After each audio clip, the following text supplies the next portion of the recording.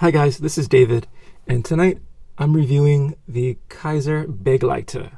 And Begleiter in German means companion, and I think that's an excellent name for this knife because it is a very slim profile knife. It's a lightweight. I would say it has the profiles of like the perfect gentleman's knife. You could slip this into a pair of jeans or slacks even, and it's not going to stand out that much. So this is from Kizer, and for those of you who don't know, Kizer is a Chinese company. But what makes Kizer a little different than some of the other companies is that they source their tools from the US and from Japan. They work really hard on fit and finish. They use a very interesting method of machining. It's called EDM, or wired EDM. And it stands for electrical discharge machining. And with that technique, or with that tooling, they can get some of the most precise cuts. I've seen some videos online of wired EDM machining, and it's pretty amazing what they can do with it. It's very, very precise. And you combine all of those with an attention to detail, you're going to get some really great knives. And their knives aren't really super expensive. Well, I guess they do have high-end stuff, but I'm a budget knife kind of a guy, so I don't really look at that other end of the spectrum. But I'm going to give you all the details on this awesome knife. Full disclosure, this knife I won through Instagram on Kizer's Instagram page. They do giveaways all the time, and they post up some pretty cool pictures. You guys should check out their Instagram if you get a chance. All right, guys, let's move on to the details. So the overall length is 8.125 inches. The blade length is 3.5 inches. The blade thickness is 0.13 inches. The blade is made out of VG10, and I'll cover the characteristics of VG10 in a little bit. We're going to go on with the other specs. It has a slight drop point, as you can see there. It has a full flat grind, which I love for an EDC knife. I know Nothing Fancy loves that too. The finish it's a gray finish. I think it might be like a titanium finish, but let me double check on that. I'll get back to you guys. Let me focus it in there. Okay. So the slabs here are made out of G10. This is the green. They have different colors. They have black, they have tan.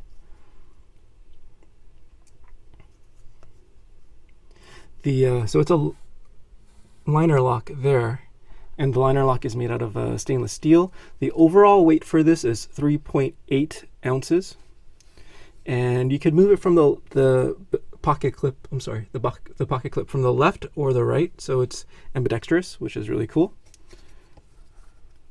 Let's see here. Let me focus in here. The thumb stud features some nice CNC machining there. I don't know if they use the electrical EDM for that, but very nice details.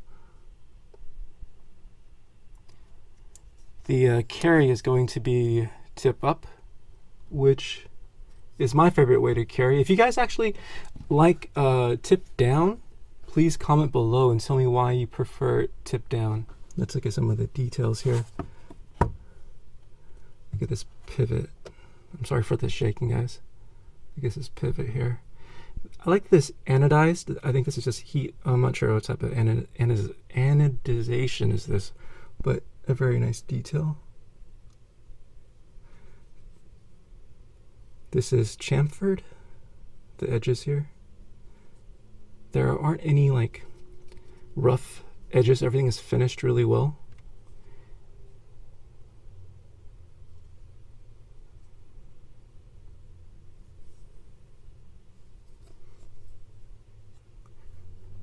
Let's look at the pocket clip here. So the pocket clip it is pretty deep carry, I guess. It's going to be, you're going to expose about this much, not that much, but I would prefer even lower, my preference. The lanyard hole here, it's nice and wide. You can fit like 2 pieces of paracord at least through here.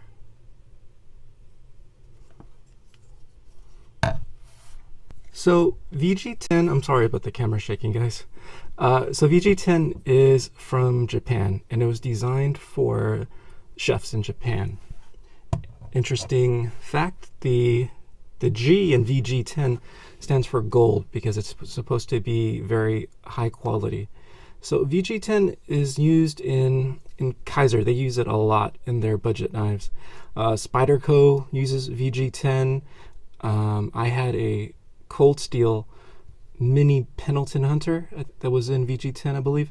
I forget. But also Falkneven uses a laminated VG10 with some of their knives as well.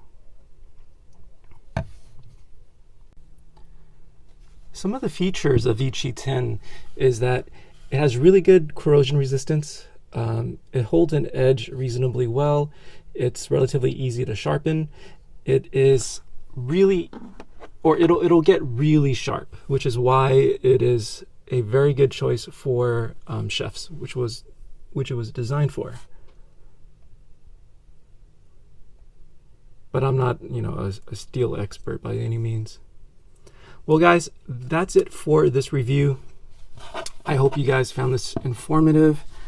If you have any questions on this knife, just go ahead and list it down below, and I'll do my best to answer any questions you guys have. But also, so let me know down below, what is your favorite blade grind? I like full flat grinds.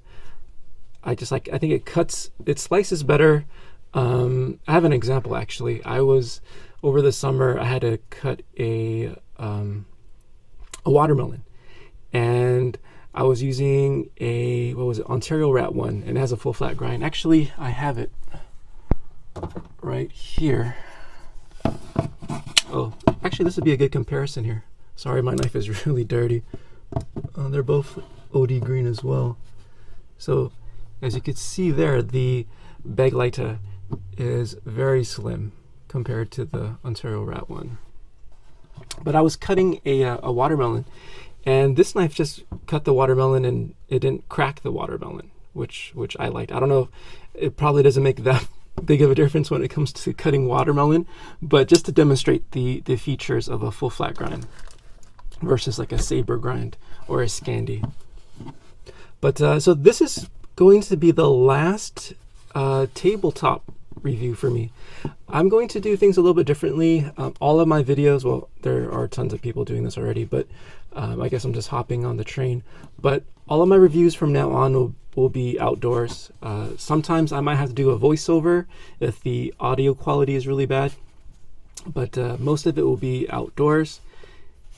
And I think that's about it. So guys, if you like the video, please consider giving me a sub and a like. My videos are not monetized. There are no ads. Okay guys, well, I'll see you in the next video.